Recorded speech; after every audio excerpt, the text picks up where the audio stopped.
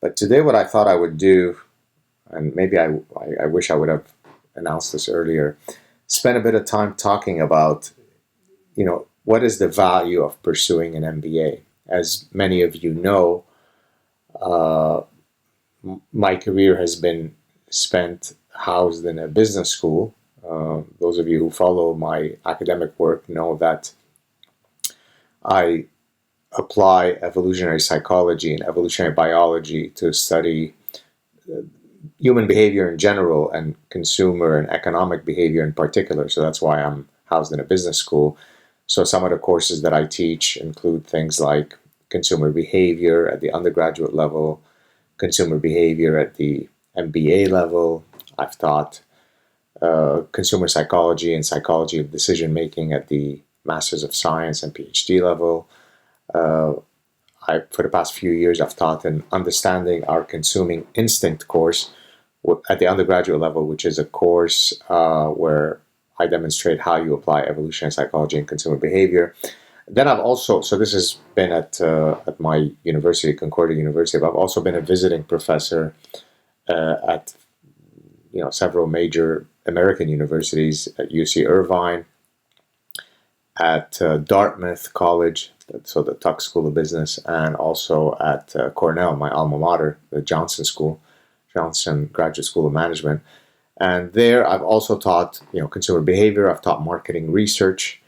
And at UC Irvine, I also taught international marketing, which was the only time that I ever taught this course. This was back at when I was a visiting professor for 2 years at UC Irvine. Next year, actually, I'll be teaching some new courses that I've never taught before. I'll have more to say about that in a while. So that gives you a bit of a sense of my background in terms of being housed in a business school. But then the next question is, well, did I pursue an MBA? And so this leads us to the question of, is an MBA worth doing? And of course, as someone who loves education, who believes that all other things equal, more education is always better than less education, if pursued properly and under the right conditions, then of course an MBA could be extremely valuable. And now I'm not talking about extrinsic value in the sense of, if you have MBA after your name, you're more likely to get that promotion. That's really not what I want to spend my time talking about. I'm talking more about the purity of the process. Is there intrinsic value? Are there intrinsic rewards in pursuing an MBA? And notwithstanding the fact that many students regrettably pursue an MBA only because it's a means to an end, the original vision of an MBA was that, you'd have people who were technically trained. Imagine you're an engineer who, you've spent quite a few years doing, technical work as an engineer out of your undergrad engineering, but now you want to move on to a more managerial role. You work at Boeing, and you now want to no longer be the one who is doing the calculations and in aerodynamics, but you now want to be leading a team of 60 engineers that involves all sorts of business decisions. Well, then you would go off and do an MBA, and there'd be great value in that, because in your technical training, you wouldn't have seen all the types of courses that you expect to know from a business school perspective. So in my case, for example, I did an undergrad in mathematics and computer science, and so I was the ideal guy to then go ahead and pursue an MBA. Now there is a lot less added value in doing an MBA if you already have an undergraduate in business. So originally, in many cases, it was, as I said, you have a technical background, and then you go to graduate school, you go to business school, in the same way that you go to other professional schools, you go to medical school, you go to law school. And that was really the idea, it was graduate training. So many of the most prestigious business schools don't have undergraduate programs in business. It's meant to be MBA or higher.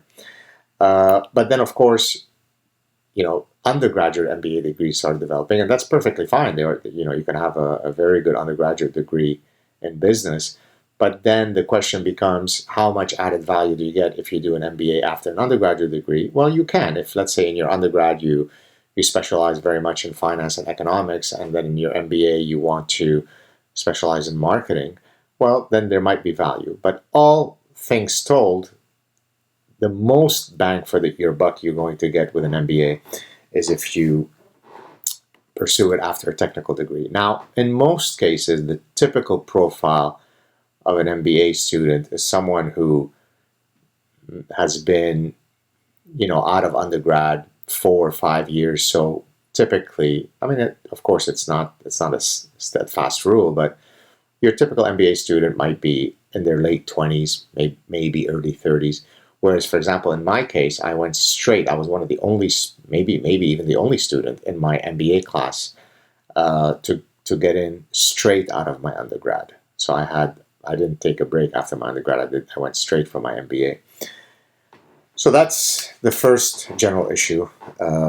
Yes, MBA can be great, especially if you're coming from a technical background. Number two, as in most things in life, you really get out of the experience what you put into it. So if you pursue an MBA and you take largely soft classes, how to love your employee, and so on. Well, that's nice. It's all nice and good, but you really want to use your time in school to be learning the knowledge that you otherwise are unlikely to pick up, week one in your workforce, right? So that's why I always tell my students, try as much as you can to take quantitative courses, right? So if you're thinking, for example, of doing a marketing degree, in marketing there are courses that are less quantitative and more quantitative. Not to imply that non-quantitative courses are not important, right? I mean, I teach consumer psychology, which is involves studying how do we develop persuasive messages, let's say in an advertisement. What are the types of decision rules that consumers use? So it's very much rooted in cognitive psychology and social psychology, and in my case, evolutionary psychology. But it's also very good to take quantitative courses. So, for example, you're taking big data analytics. Now, and today, of course, with AI, you can have AI applications in business settings, right?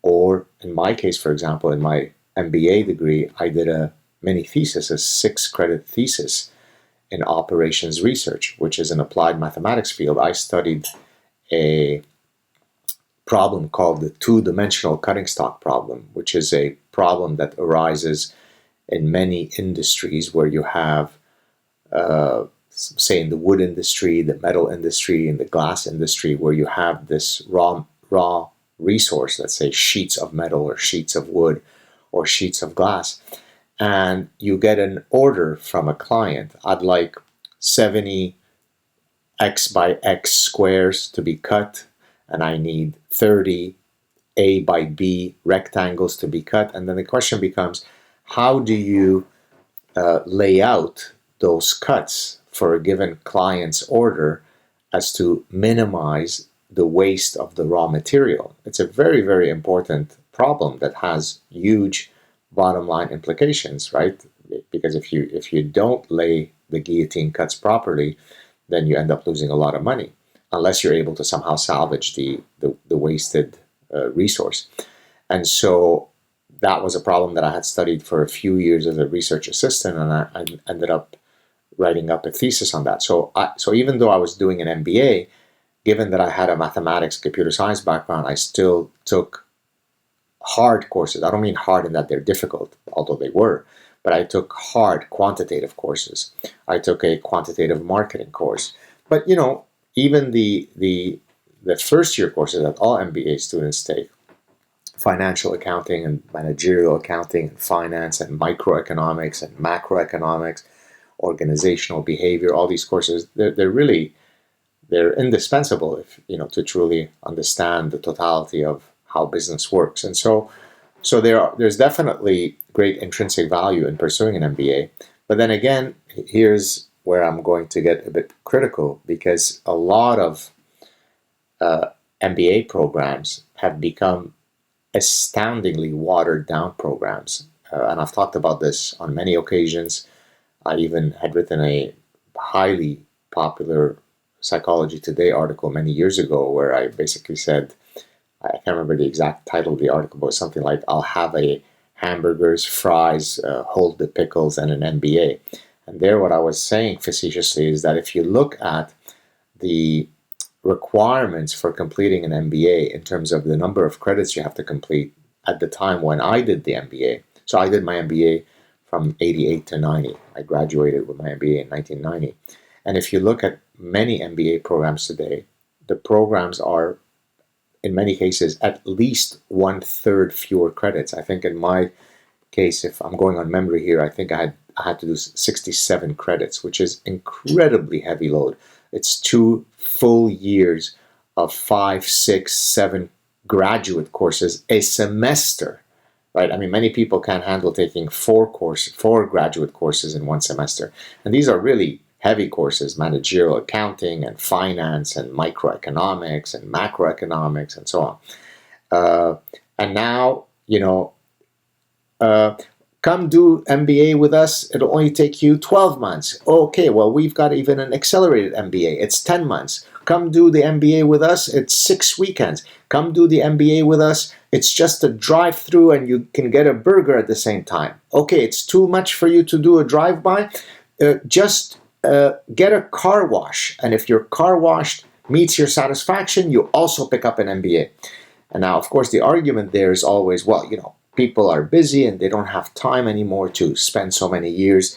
And so you respond to market conditions. Bullshit, right? That's what it means to have intrinsic value. You don't water down the academic requirements of a degree because you have to respond to market conditions. It's just a death spiral to the bottom. It's a race to the bottom. So universities have this desperate need to attract students. And so one of the ways that they do that is they keep watering down the amount of credits you have to complete in order. So now you have executive MBA. Well, you don't have to really come to school. Just every 8th weekend, you have a 1-day retreat, and that 24 hours of spending together, counts as a semester. And so, just get together 3 times, play golf, and you have an executive MBA degree. No. It shouldn't be that what is required to complete an MBA changes within 1 or 2 generations and changes drastically, right? It's not they've taken out this course and replaced it by that course. I mean, by the way, this is also happening in medicine. Historically, medicine was always a 4-year degree, MD degree, and now some schools are reducing it to 3 years, accelerated. Okay, so yes, intrinsically, you can pursue an MBA. It can give you great value if you choose the right courses.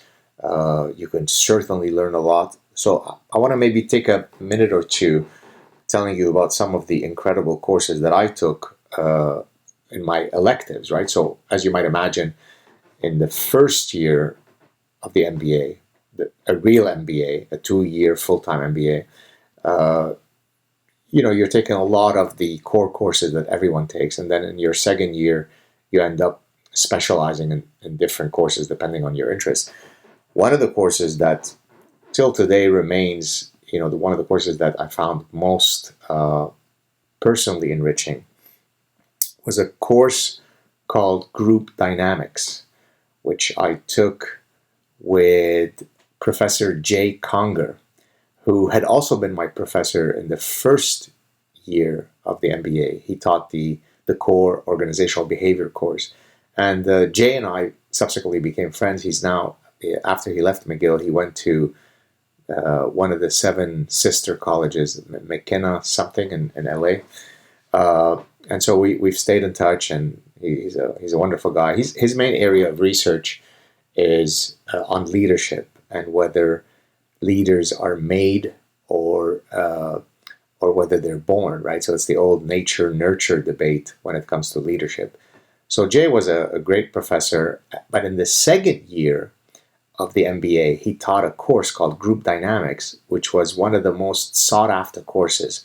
Everybody wanted to take that course, but you had to go through a rigorous application process because he only picked, I think if memory serves me right, either 5 or 6 students in a class, and those people would become the group that would effectively go through a whole group therapy session throughout the semester with of course Jay serving as the director, the orchestrator of the group dynamics. And it's a course where, I mean, as the term says, I mean, it's learning about group dynamics, but learning about yourself. So I remember very vividly and I actually talk about this in the parasitic mind briefly.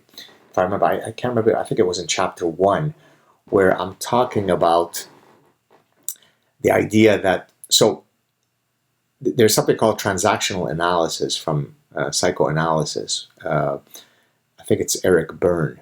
If I'm really going here on references from many, many years ago, where he basically argued, so scripts that people play. The idea being that the lives that we lead are akin, in part, to how an actor is given a script, right? Here's the script that you're going to play in your character as the Bond villain. And so the idea then becomes that scripts that people play in transactional analysis is that the idea that, for example, you might be given a script from your parents that says, you are the great hope of the family. We expect you to become a physician or an engineer, and you're the great hope out of the misery that we've had. You're going to be the first person to graduate from university. So of course, there's an element that's just your nature, your innate forces, but there's this other nurture element whereby you're handed a script that might shape the types of decisions that you make in your life. And so as we went through that course, which, as I said, is effectively this really very deep and profound group therapy session, we had to write a paper as part of our final requirements for that course, where we shared what are the key scripts that define our life's trajectory, right? And so if you remember, those of you who read The Parasitic Mind, I talked about that 2 of the innate ideals that shape my personhood as I tackle life are truth and freedom. So it's in that context that I mentioned that course. The other assignment that we had to do in that group dynamics course was, I think the gentleman's name was Don Rizzo, if I'm not mistaken. He had this theory about various personality types and offshoots of these personality types. And so you had to read that book and then explain what was your personality type, what were the offshoots. I can't remember what the term in the book was, maybe the tangents or I can't remember the term. I think the guy's name is Don Rizzo. Again, I'm going here on memory from 35 years ago. Yes, I was a very, very good student. And then not only you had to tell in the paper what your personality type was based on that taxonomy, but you then had to predict what all the other members of your group's personality types were by virtue of you having been in this very intimate group dynamics, group therapy course for the entire MBA semester. And then the question becomes, was there convergent validity? In other words, did everybody within the group predict that Saad had exactly that personality type? Or was there a discordant, view across people and so on? So it was an incredibly powerful exercise.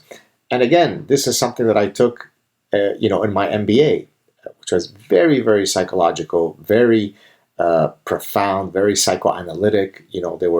We were sworn to secrecy, akin to how a therapist and a client or a patient would have to face.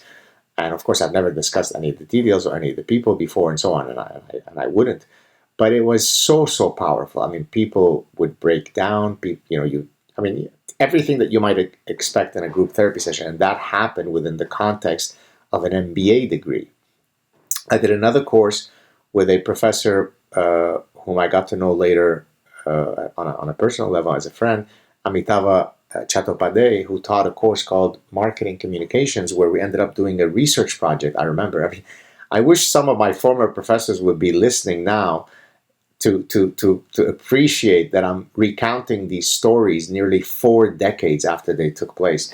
And so I remember in my marketing communications course, we had to do a final project where we wanted to understand what are the reasons why people might not sign an organ donor card if they were to, for example, tragically pass away in an accident, right? If they were to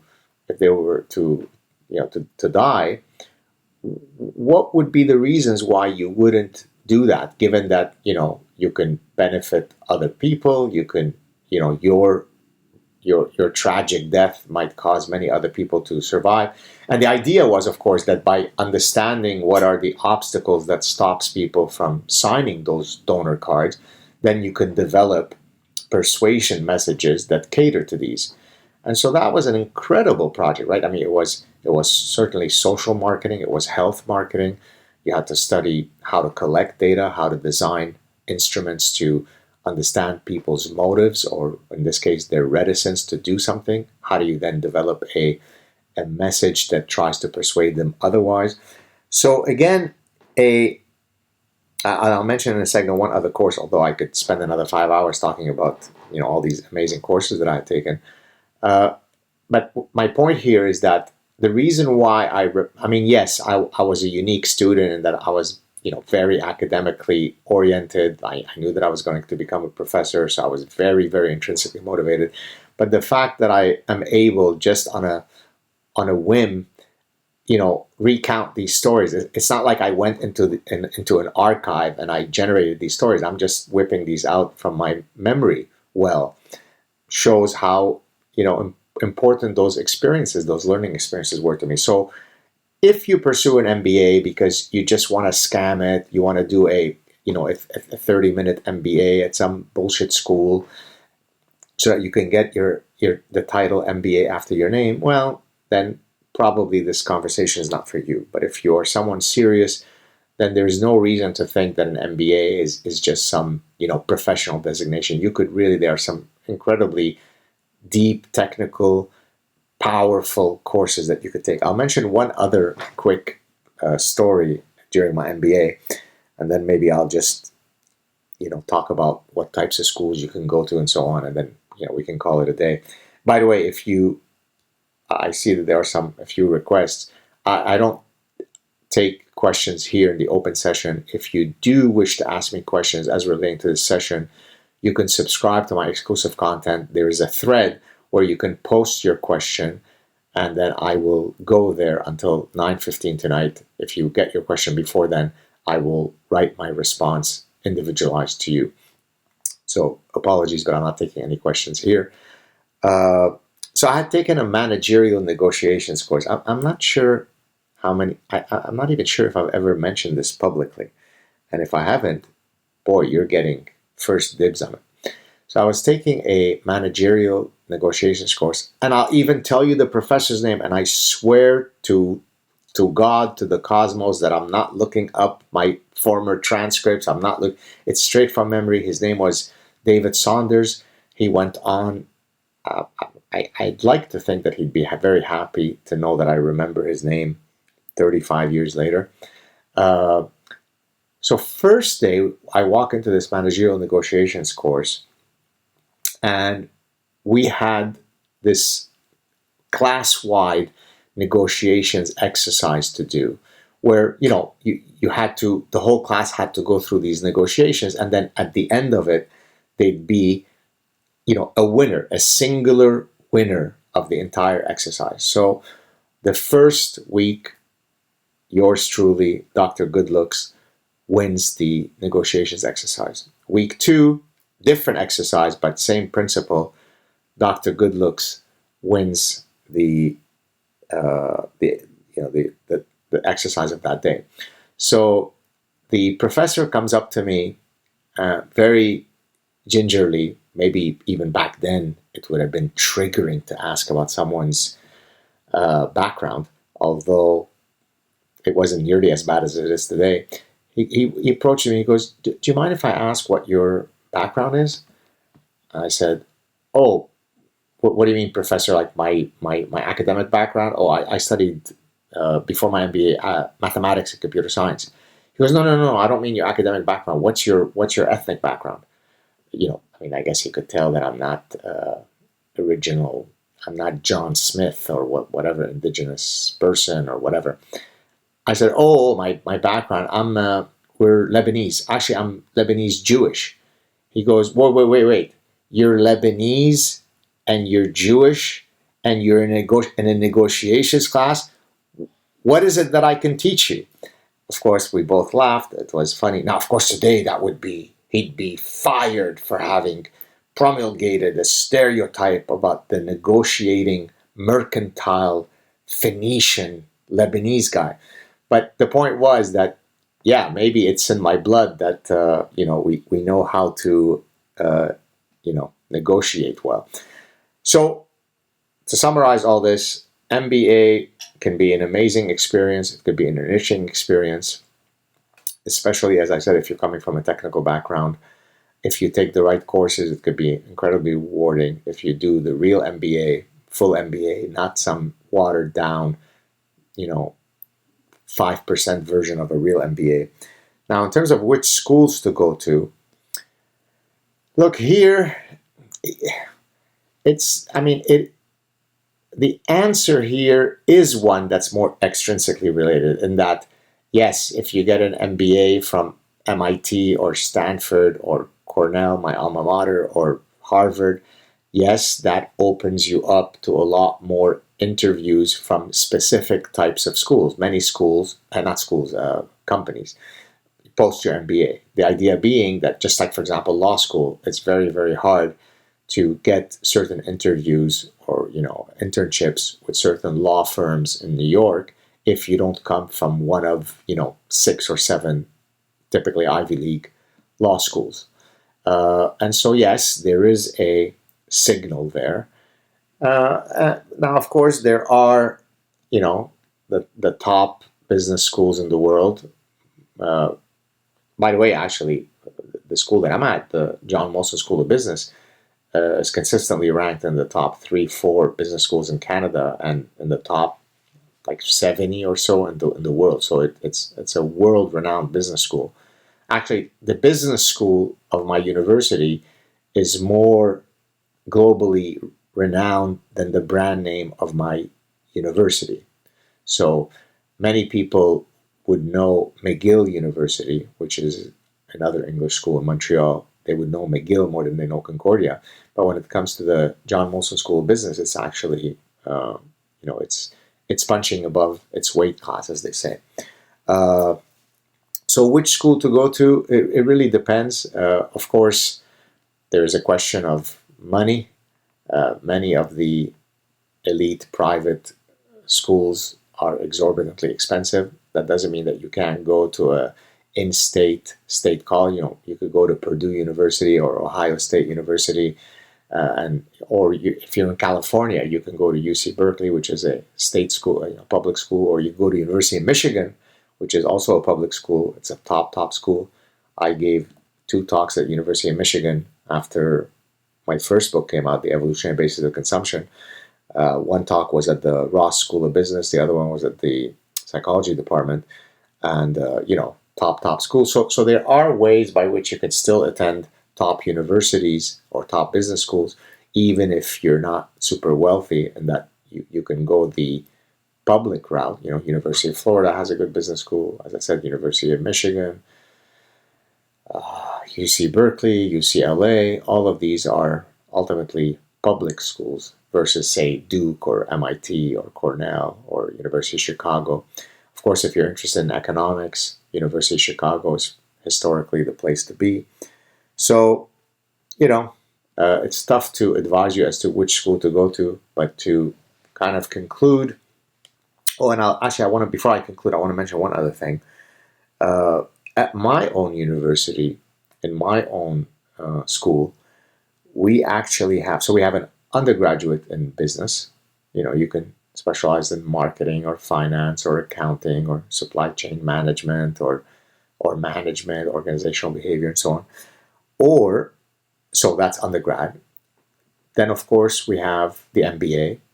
We also have a PhD, which typically takes about, I mean, if you're very, very quick, 4 years, typically takes five, many times, oftentimes takes longer. This is full time, of course. Most PhDs go on for academic positions, of course, but the reason I'm mentioning all this is because at the master's level, we have something quite unique at my school, which a few other schools have. A growing number of schools are now doing. We have an MSc. I mean, in the American context, you would just call it MS, Masters of Science. In Canada, we follow the British system. We add the C, MSc for Masters of Science. The Masters of Science is actually quite different from the MBA. The MBA is a generalist degree. So, it's like going to medical school or going to law school. You've got your 2 years, you take your whole bunch of courses. It's just basically typically courses. You pass those courses and you go on to the next courses. The MSc is like a thesis-based program, like you would have in other MAs or MS programs. You take typically 1 year of coursework, and these are usually much more research seminars. So you're actually, as part of the required readings in the courses, you're actually reading scientific academic papers. And then you have to do a thesis, a full-blown master's thesis with a supervisor. So it's smaller in scope than, of course, a doctoral dissertation, but it's a full thesis. So I've supervised, several master's theses, and some of those works, I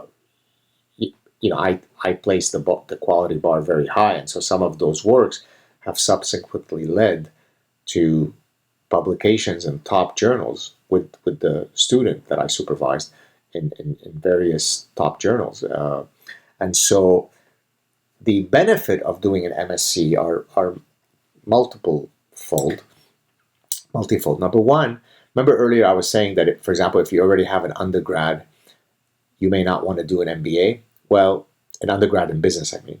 Well, one of the things that the MSc allows you to do is if you want to avoid having another generalist degree, the MSc grants you a specialization imprimatur, because you are specializing by virtue of you doing a thesis, by definition, in a very specialized and narrow topic. So let's suppose you're interested in international advertising, okay? So that way, when you finish your MSc, it's not as though you might go into investment banking or McKinsey consulting, or like you really, your passion is you want to be a marketing researcher within a global international marketing context.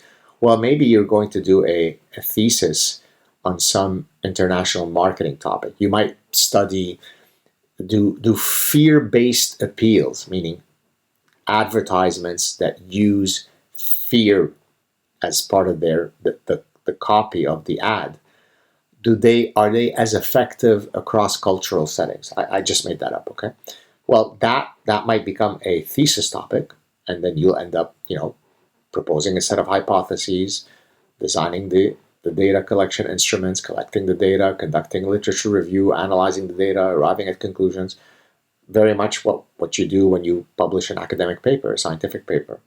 So the beauty of doing an MSc is if you think that you'd like to have a specialization orientation prior to going out into the job market after completing a graduate degree in business, then the MSc becomes really attractive. And now there aren't as many MSc programs in business schools as there are, of course, MBA programs, but they're growing in number. And so that might be, for some of you, a very attractive option rather than the more generalist MBA. So to conclude, yes, an MBA could be very rewarding, independently of the fact that, yes, you might get a salary bump. It could be a very rewarding intellectual experience if you choose the right program, if you take the right courses, it could be very enriching and intellectually challenging. Which school you go to, of course, depends on a whole range of issues, but of course, depending on what your budget is, how good your background is, your grades are. Many of these programs are very, very competitive to get into. It's not very easy to get into many of these top business schools. Yeah, so that's it. Hope I've answered some of your lingering questions about the value of an MBA. From my perspective, from the perspective of the professor, there are good aspects in teaching MBA students and regrettably some less than good ones. The good part is that, of course, the students are a lot more mature. They usually have a lot more experience in that they've been out there in the workforce for, as I said, 4, 5, 6 years. That's great. Given that they're doing an MBA, and given that it's quite selective to get into good business schools, you expect them on average to be quite studious, quite intelligent, quite hardworking. The difficulty with the MBAs, and that's only gotten worse with the growing sense of entitlement, is that it's often difficult to deal with MBAs because they truly have internalized the customer is king ethos. And that doesn't work well with Dr. Goodlooks, right? No, I will not design different schedules for the exam to suit each of your travel schedules. There's this thing called the course outline. That course outline stipulates exactly when we're meeting. You decide if it coincides or conflicts with your work schedule. If it does, then you end up not taking the course. You know what that's called? It's called life. So no, I will not be providing 7 different time periods for you to take your exam. No, I will not fudge the grades, because otherwise, if you don't have a 3.7, Procter & Gamble won't be interviewing you. And so there isn't a magic way by which, wink, wink, I'm going to add grades to your final grade. So there is a bit of that, because a lot of the students, regrettably, end up being extrinsically motivated, and I'm the king of intrinsic motivation. And so sometimes that can cause a bit of friction, but luckily, very early in the course, I do set the guidelines and expectations, and so that the ones who end up staying in my course, end up seeing eye to eye in terms of what they want to get out of the course. There you have it, folks. If any of you are ever interested in taking a course with me, it's never too late to apply to pursue an MBA. I keep saying I'm going to end here, but let me just mention that in my latest book, which, by the way, is coming out on paperback on May 14th. It's called The Saad Truth About Happiness, 8 Secrets for Leading the Good Life. And towards the end of the book, I describe 2 incredible stories of people who ended up completing their PhDs in their late 80s and early 90s. And so imagine, when I get a student who comes into my office, says, "Hey, professor, can I talk to you? I need some advice." I say, "Yeah, sure, come in." "Well, professor, I'm 27 and I'm thinking that maybe I'm too old to pursue, fill in the blank, whatever degree." And then I tell them, "Sit down. I have a story to tell you." And then I usually proceed to tell them one, if not both of those stories. And suddenly, them being 27 or 29 or 32 or 34 is not that old compared to someone who decided to go back to study in their 60s, 70s, 80s, and 90s. So luckily, education is one area where we can pursue, assuming, God willing, we're healthy of mind and body, late into our lives. And so, yes, you can pursue degrees. So I hope that I'll see some of you in some lecture at some point. If you're ever in Montreal and want to maybe audit a course, shoot me an email. It's happened in the past. I've actually had fans who just wrote to me and said, "Hey, I'm going to be in Montreal. Are you teaching anything this semester?" And then they come and they sit in on a class. So Thank you so much for attending today's session. I promise to try to be a bit more routinized and offer some schedule for people to be able to, work these sessions into their schedule. And until next time, cheers everybody, and thank you for coming. Take care.